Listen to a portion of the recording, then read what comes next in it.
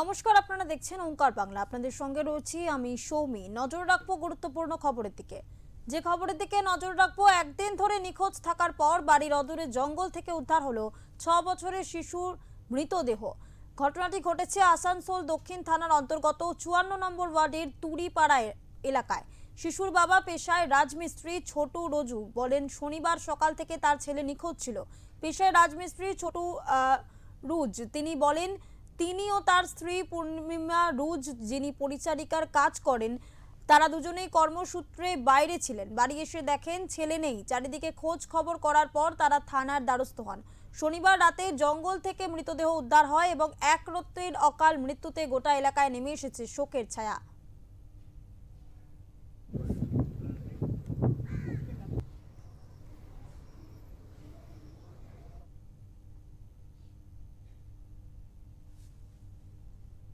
এই বিষয়ে কথা বলবো আমাদের প্রতিনিধি জয়ন্ত সাহার সাথে। জয়ন্ত, ঘটনাটি ঠিক কি ঘটেছিল? দেখো সৌমি, তোমাকে জানিয়ে রাখি, আসানসোল দক্ষিণ থানার অন্তর্গত ঠিক হচ্ছে এলাকাটা হচ্ছে 54 নম্বর ওয়ার্ড। সেখানে তো তুড়িপাড়া আছে। সেখানে তার আগের দিন ঠিক সকালবেলা একটা 6 বছরের বালক ঘর থেকে বেরিয়ে যায়। তারপরে বাবা মা খুঁজে পায়নি। সারাদিন ধরে খোঁজার পরে পুলিশকে বিকালে জানিয়েছিল।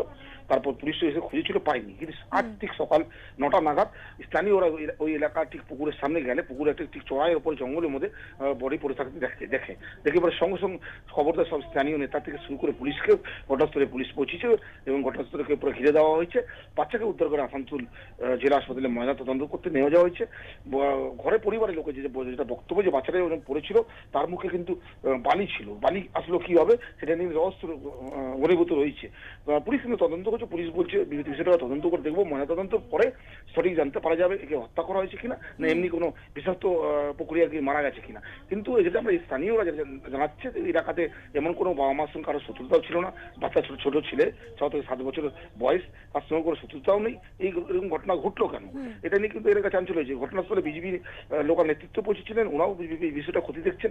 পুলিশ কিন্তু রয়েছেন, পুলিশ তদন্ত রয়েছে, পুলিশ তদন্ত খতিয়ে দিচ্ছে। ময়না তদন্ত যখন রিপোর্ট আসবে তারপরে জানা যাবে, সঠিক তথ্য থেকে উঠে আসবে কি ঘটনা ঘটেছিল। সৌমি, জয়ন্ত, সেখানকার স্থানীয় বাসিন্দারা ঠিক কি বলছেন? তবে স্থানীয় পাশে যেটা জানা যাচ্ছে, যেটা বলছে তারা বলছে না, সকালবেলা যখন আমরা যাচ্ছি এখানে তখন দেখছি একটা বডি পড়ে, ছোট বডি।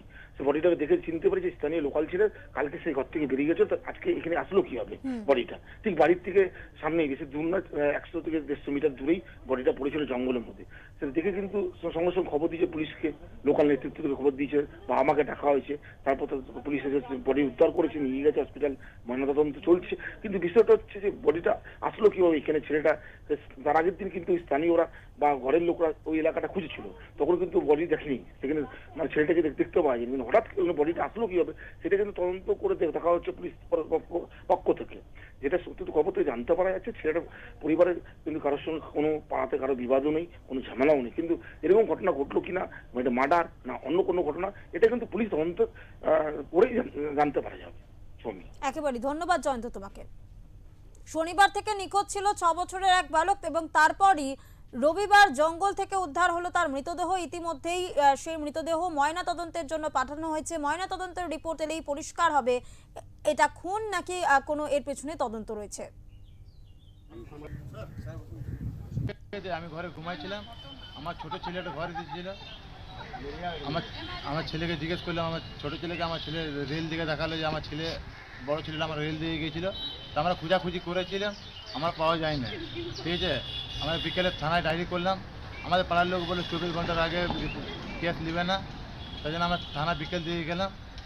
বিকেলে থানা থেকে পুরা স্টেশন খোঁজা পেলাম না। ঠিক আছে, তারপর আমার ঘর চলে এলাম। পুলিশ পুলিশ পুরো সব দিকে খোঁজাখুঁজি করলো, পুলিশ আমারও ছিল।